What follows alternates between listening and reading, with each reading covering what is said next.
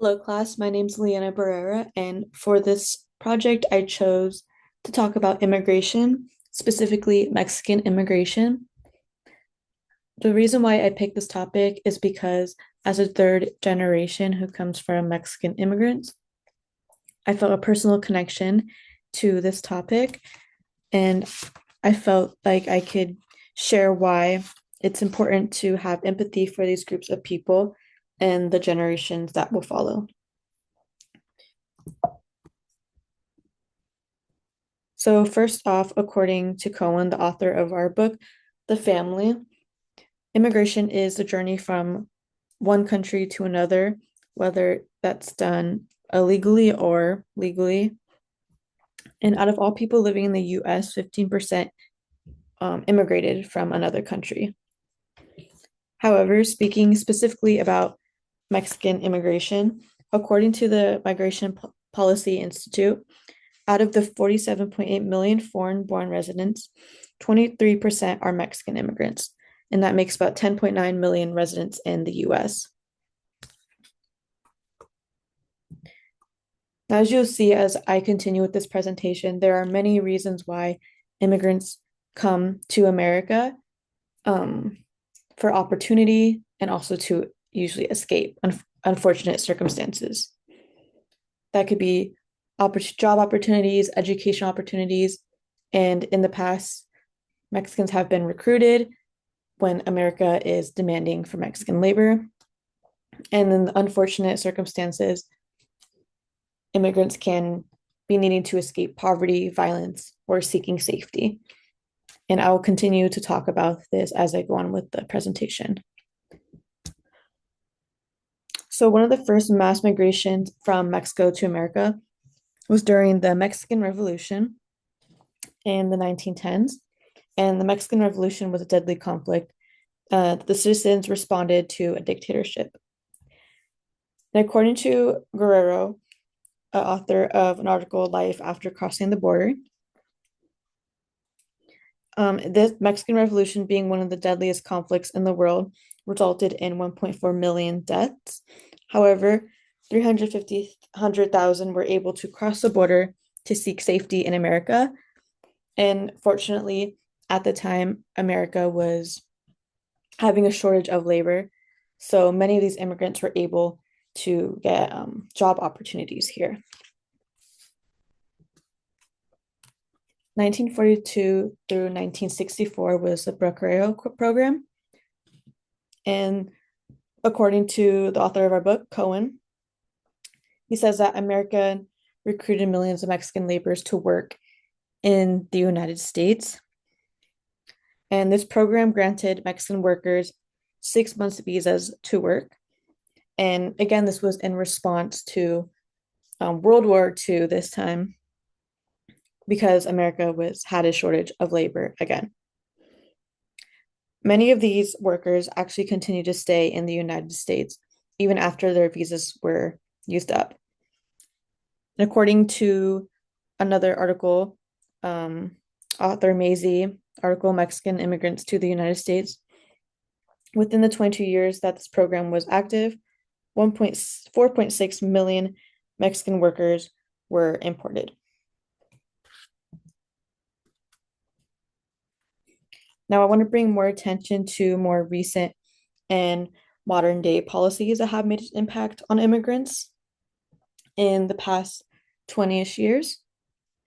First, 2012, Deferred Action for Childhood Arrivals. This was done under the Obama administration.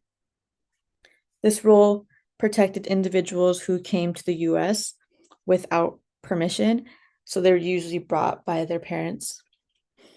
And this allowed them to employment and protected them from getting deported. And then, as long as they weren't a felon or were either a child in school, young adults who completed school, or a military veteran, then this rule was applied to them. In 2017 through 2021 was Build the Wall under Donald Trump. And this was to prevent immigrants from crossing the border by creating stronger and more secured borders. According to the US Customs and Border Protection, they built a 30-foot high steel fencing along the border. Trump also made another policy that would separate parents and children and hoping that this would stop more immigrants coming to America. But unfortunately, this led to thousands of children of all ages separated from their parents at the border.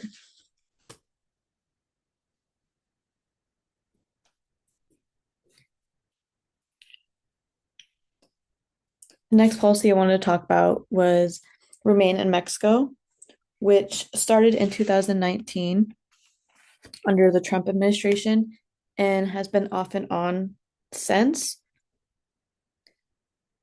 According to the American Immigration Council, it used it was used to send back 68,000 immigrants back to Mexico. Basically, this policy forced asylum seekers to wait out their US immigration court cases in Mexico. And this brought many challenges, such as trials being fully in English and very hard to gather evidence that would help them, all while keeping their families safe. In order to adapt, and blend into the new society, immigrants go through a process called acculturation. And Cullen describes it as learning the new culture and language of their new homeland. And they do this by learning the language, learning the culture, social behaviors, and even building connections around them.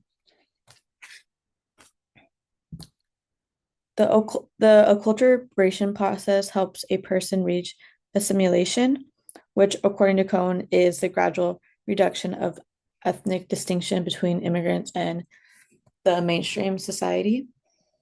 A study done by David Guerrero and others at the University of St. Andrews showed that there was a negative Mexican assimilation. It showed that there were educational gaps compared to other groups. Mexicans acquired English at a slower rate. They faced more discrimination and unfortunately were more likely to get lower wage jobs and worked in unskilled jobs. To reach a certain level of assimilation, it really depends on the generation. For example, 0.5 generation, which are immigrants that come at older ages, it's very hard for them to get a higher assimilation because most of the time they're dependent on their children or their grandchildren for work, and they don't know English very well and don't have a lot of time to learn it. First generation are immigrants they immigrate from during childhood or years that they're seeking a job, employment. And these people usually can be a little acculturated. However, the 1.5 generation, which are the immigrants during early childhood, are most likely to be acculturated immigrant members out of all three of them. And then second and third generation immigrants are children or grandchildren of immigrants, and they're able to reach full acculturation because they were born and raised in the United States. Now, there are a few ways to spread empathy and awareness of this group of people. First is learning from the source, which can be talking to people who come from immigrant families, or even better, people who've actually experienced coming here from Mexico, and listening to their stories and experiences to really get a deeper connection to this issue. Another way is to research on history and really educate yourself and learn why in the past immigrants immigrated here, because most of those reasons are still relevant to this day. Lastly, research policies. Whether it's current or in the future, really research policies that you're voting for or speaking among your peers, and then proceed with empathy and compassion for these people. Now, to conclude this presentation, I have two questions to really get you thinking and create more empathy. Why do you think it's harder for Mexican immigrants to reach higher assimilation compared to other immigrant groups? And what can we do as a society to change that? And second, why is it important to educate yourself about the reasons why immigrants come to America? And how can we promote better policies to help benefit these groups? Thank you.